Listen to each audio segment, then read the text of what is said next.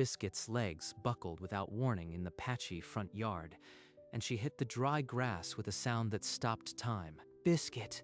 No, no, no! Get up, girl! Get up! Robert dropped to his knees, hands trembling over her ribcage, feeling for the rise and fall that wasn't there. She was fine an hour ago. She ate her food. This can't be happening. He hooked his arms under her chest and heaved 70 pounds of limp muscle into the old red wagon tipped against the porch.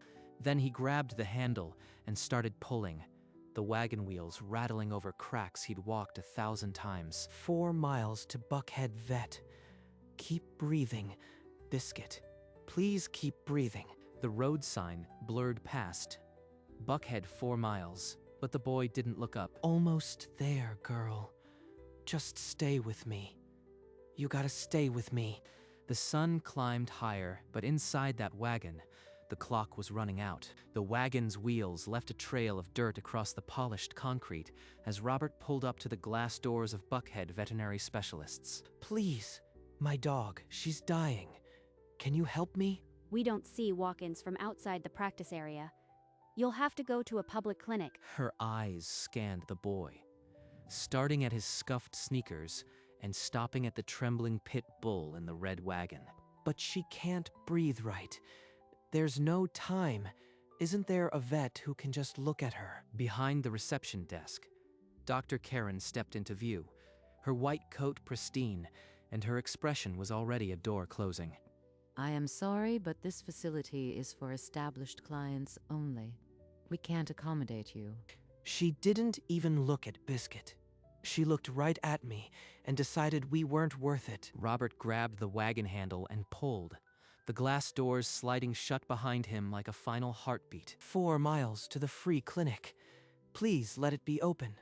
Please let someone help us. When Robert finally reached the free clinic, the metal gate was pulled down and a taped sign read, "Closed." Hey, is anyone inside? My dog can't breathe. She's dying. Silence. The building stood empty, windows dark, no one coming. Nowhere to go. Every clinic will see a black boy and a pit bull and find a reason to say no. Before he could turn away, Biscuit's body went rigid in the wagon, legs kicking, foam at her muzzle. She's seizing. I am losing her right here on the street. He knelt and held her head until the convulsions passed, then wiped her jaw with his sleeve. Emery's teaching hospital. 7 miles. She won't survive if I stop walking. Hours later, under a bruised evening sky, Robert finally pulled the red wagon into the ambulance bay of Emery's veterinary teaching hospital. This is the last door. If they close it on us, Biscuit dies right here. The ER team lifted Biscuit from the wagon and rushed her inside, Robert trailing with the leash clutched tight. I am Dr. Okonkwo. Tell me everything. When did she stop eating? Has she been vomiting? 9 days. She threw up again this morning. She's been drinking water like crazy. They drew blood and ran a full chemistry panel, but when the results printed, everything fell within range. Her kidney and liver values are normal. This doesn't make sense. I am calling in specialists. Cardiology, neurology, endocrinology. We'll figure this out. Robert slid down the hallway wall outside the exam room, pulling his worn veterinary textbook from under his arm. Page after page, symptoms, patterns, the stuff the doctors keep saying isn't there. But I've read this before. Over the next few hours, 6 specialists rotated through the room, their voices rising and falling in different theories. But no one could agree. They're missing something. I don't know how to make them see it. Inside the conference room, the specialists' theories collided and broke apart. It's not Addison's. The XTTH stim was borderline. Neurological is more likely.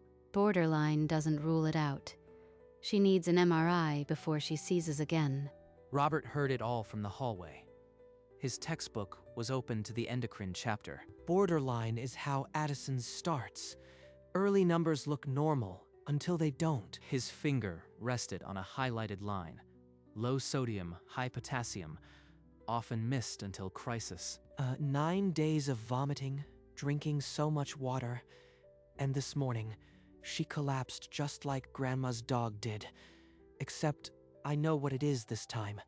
Addison's. It's right here. Robert, you've been out here for hours. Come sit inside. Dr. Okonkwo, I think I know what's wrong with her, but nobody's listening. She paused, but his whisper was swallowed by the hum of the fluorescent lights. His thumb pressed hard on the dog-eared page, and he closed the book like a promise. The crash cart slammed against the doorframe. Biscuit's monitor flatlined at 2:47 a.m. Push Epi. Get the defibrillator. Clear. A single bark cut the silence when her heart started again. But the room still smelled like death. She just died in front of me. If I don't say it now, the next time she won't come back. Robert burst through the doors, holding the open textbook above his head like a shield. It's Addison's disease. Check her electrolytes again. Potassium high, sodium low. She's been off food 9 days, drinking a ton, vomiting in the morning. Dr. Lena froze, staring at the boy whose voice had turned into a diagnosis. Run an AXI-ATH stimulation test. Now, I want the results in 30 minutes. The technician drew blood in silence. The boy still trembling beside the table, his textbook clutched to his chest. Please let the numbers prove me right. If I am wrong, I just made a fool of you and there's no time to try again. When the technician finally walked back into the room, she held a single strip of paper, and every specialist stopped talking. Cortisol less than 1. Sodium 128. Potassium 6.2. It's Addison's disease. She was exactly right. Dr. Lena lowered the paper and stared at Robert, who was still shaking against the wall. I didn't make a fool of myself. Addison's. She's going to live. Start dexamethasone IV push, 12 milligrams. Then prednisone therapy. I want her vitals monitored every 15 minutes. Within the hour, the fog began to lift from Biscuit's eyes. Her tail gave a single, weak thump against the table. I've practiced endocrinology for 20 years. A child picked up the pattern in textbook margins while we were arguing about scans. The other specialists stood at the edge of the room, silent. Suddenly, students again. Don't thank me. Just keep her alive. That's all I ever wanted. For the first time in 12 hours, Robert's shoulders dropped. But the night was still young, and the battle wasn't won. By dawn, Biscuit was stable in the ICU, and Robert sat on the floor outside, his textbook finally closed. Robert, how did you know? None of my attendings caught that electrolyte pattern. I've read every vet book in the East Atlanta Library 4 times. Addison's has a specific pattern. Her symptoms fit exactly. He left out the part about reading under streetlights on nights the power got cut, or the overdue fines he couldn't pay. I am calling the dean of the vet school. She needs to hear this. An hour later, in the dean's office, Robert sat across from a woman who didn't look past him. Tell me everything. From the beginning. He told her about the wagon, the closed clinic, and the page in the textbook that stopped time at 2:47 a.m. You didn't just walk, young man. You diagnosed a disease that has fooled experienced clinicians. How would you like to spend a week shadowing our veterinary program? Robert stared at her, exhaustion finally winning, but beneath it, something else kindled, the first ember of a future he hadn't dared imagine. The next morning, Robert walked rounds between the dean and Dr. Lena, a borrowed coat hanging loose on his shoulders. Each case teaches something. Today, observe, and if something catches your eye, speak up. I am just a shadow. They won't want a kid pointing out what they missed again. Then they stopped at a German shepherd named Duke. His chart listed weakness, vomiting, and slow deterioration. Vomiting, weakness, no fever. His sodium-potassium ratio looks off. Exactly like Biscuit before she collapsed. But it's not my place. They'll think I am a know-it-all. Maybe they already ran the test. Later, in the supply closet, Robert pulled Dr. Lena aside, his voice a whisper. The German shepherd in Kennel 4. Did you check his electrolytes? I think it might be Addison's. You were right once, but we can't order tests on a hunch. The attending is set on neurological. If I push harder, I could lose everything. But if I stay quiet, Duke might die. The next morning, Duke's condition tanked. His hind legs gave out, and his owner sobbed in the corner of the exam room. We're looking at a possible spinal lesion. Schedule an MRI. No, that's wrong. His sodium is dropping, and his potassium is climbing. He's going to crash. Dr. Webb, could we run a quick electrolyte panel first? Just to rule out an adrenal crisis. Fine, draw it. But this dog needs a neurologist, not a pediatric consultation. The technician drew blood, and Robert watched the tube fill, his jaw set. 20 minutes later, the results came back. Sodium critically low, potassium dangerously high. You were right. It's Addison's again. God help me. You were right. That's 2 dogs who almost died because no one checked the right numbers. I can't stop now. By noon, the story had traveled from the kennel to the break room. The shadow had become the doctor. 2 days later, Robert paused at another kennel. A golden Labrador named Bella lay listless, her eyes sunken. Same pattern, same symptoms. I am not hesitating this time. Dean Ambrose, the Labrador in Kennel 5, her electrolyte panel is off. I believe it's Addison's, just like the last 2. Order the Axe ETH stim right now. We're not waiting for a crisis this time. The results took 30 minutes. Addison's confirmed. Ella was started on corticosteroids within the hour. That's 3 dogs, Robert. 3. Tell me something about yourself. Where did you learn to see patterns like this? I read a lot, ma'am. And my grandmother. She used to say a vet sees the whole animal, not just the symptoms. After Robert left, Dean Ambrose sat silent. Then she reached for the phone and called the university archives. Pull any records on a Lewis. Evelyn Lewis, perhaps. Tuskegee vet program, late 60s. She set down the receiver and stared at a sepia photograph of a young black woman in a laboratory coat. The eyes were familiar. The next morning, Dean Ambrose called Robert back to her office. A thin folder sat on her desk, untouched. Do you recognize this woman, Robert? That's my grandmother. Evelyn. Why do you have this? Where did you get it? Evelyn Lewis was accepted into Tuskegee's veterinary program in 1969, one of the first black women to enter. She had top marks, but she left before her second year to raise her children.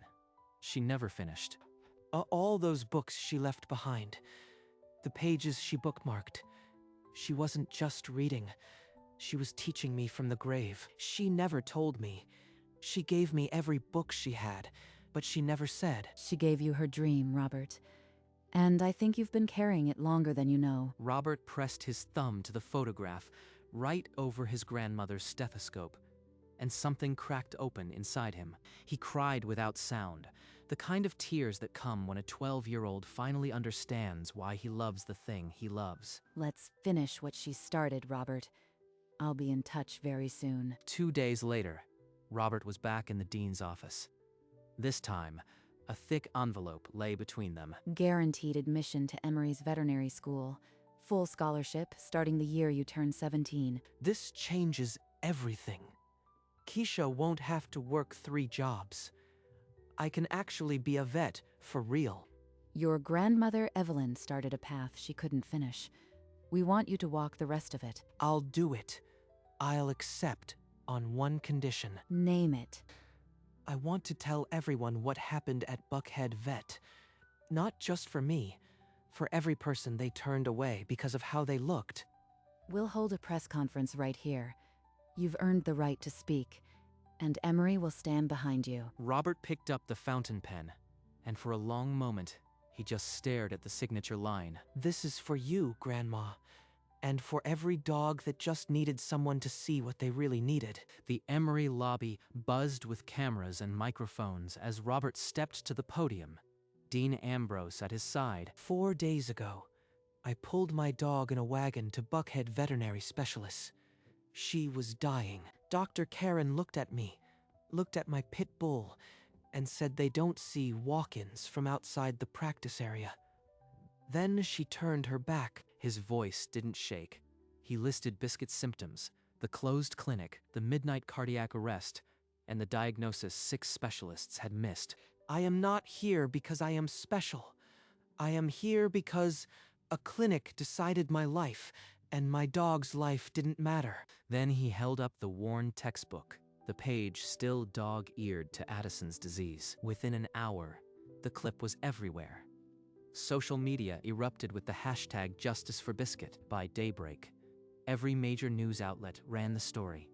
Boy, genius exposes clinic's prejudice. News vans lined the curb outside Buckhead. Dr. Karen's voicemail overflowed with demands for comment. The boy who'd been told no had just started a fire that couldn't be put out. Within 72 hours, the First Insurance Network released a statement. Buckhead Veterinary Specialists is removed from our provider network, effective immediately. A second network followed within hours. The clinic's appointment book emptied faster than their voicemail filled. We deeply regret the miscommunication. Buckhead Vet has always welcomed all clients. Protesters gathered outside with signs. Online, the backlash was instant and unforgiving. The clinic's online rating plummeted from 4.5 stars to 1.2 in a single afternoon. Within a week, a handwritten sign appeared on the locked door.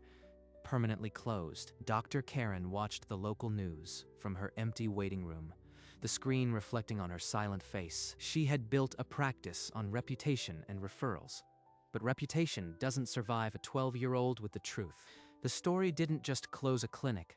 It forced a conversation about who gets to be seen in veterinary medicine. And in East Atlanta, a boy threw a tennis ball for a pit bull in a front yard, both of them fully alive. That same week, a national morning show requested an interview. A satellite truck parked outside the little house in East Atlanta. They asked me why I didn't give up. I told them because Biscuit never gave up on me. He's always been like this, since he was little, reading those books until the library kicked him out.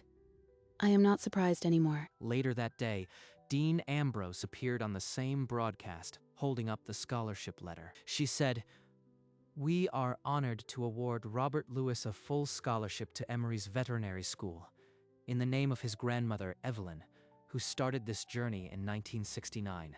They're going to know her name now. Grandma Evelyn. She didn't finish, but they'll remember she tried." While the country celebrated a 12-year-old hero, the Buckhead Clinic sat dark, its sign removed, its windows boarded. No press conference from Dr. Karen. No appeal. Just a locked door and a name that would soon be forgotten. But on the east side of Atlanta, on a tiny patch of green, a boy sat with his dog. And the world felt right again.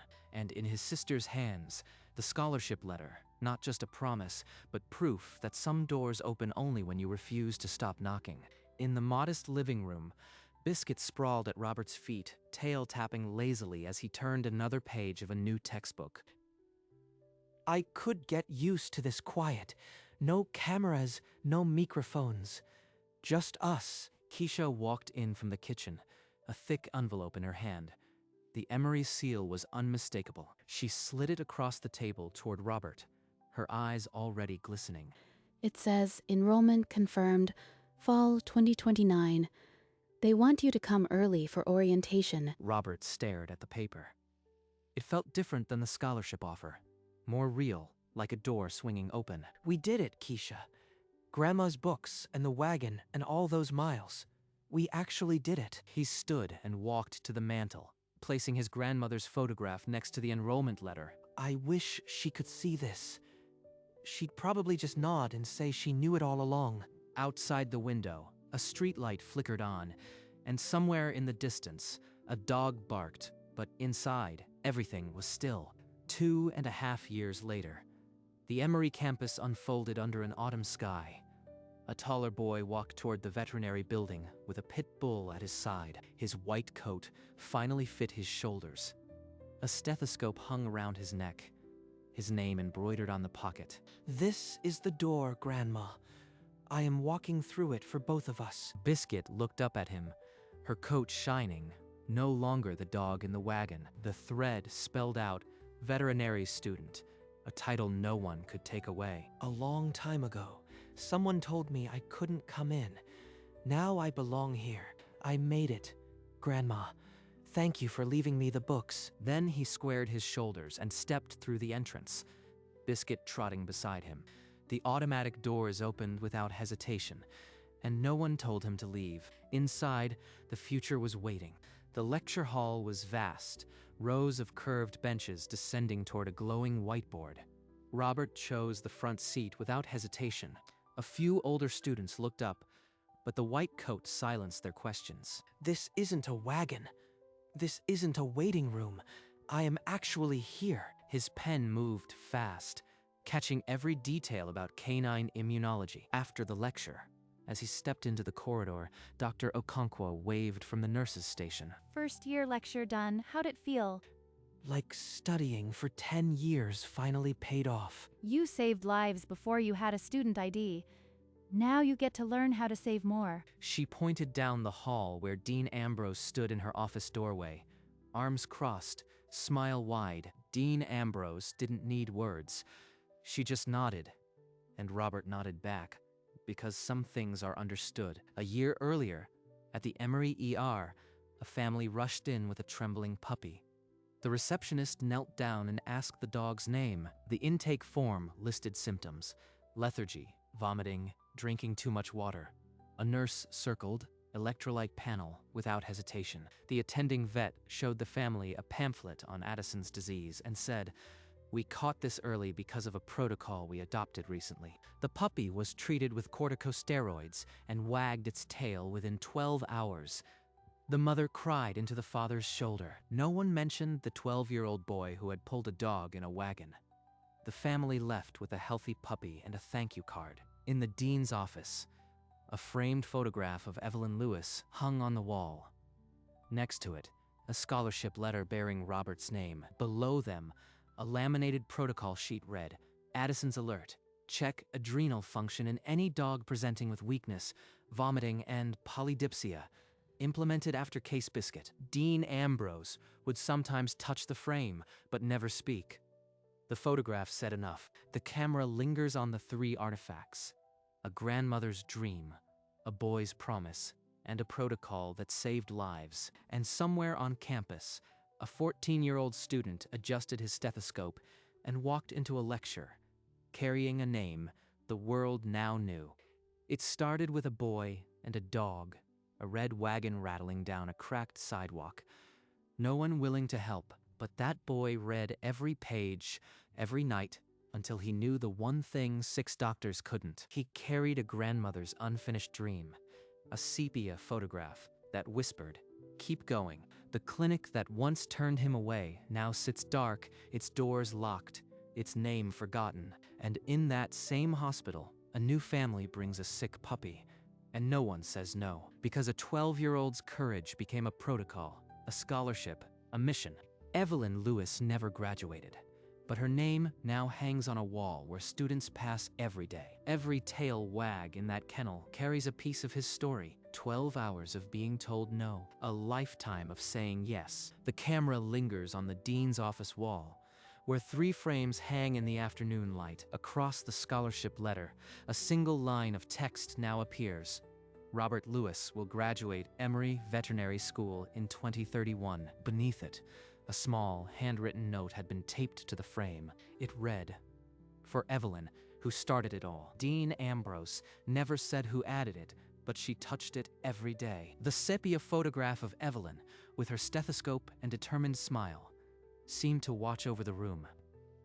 Outside, the campus hummed with the sound of footsteps and hope. A red wagon was stored in a garage somewhere, but its legend lived on, and on a patch of grass, a pit bull rolled in the sun, waiting for her boy to come home. Fade to black.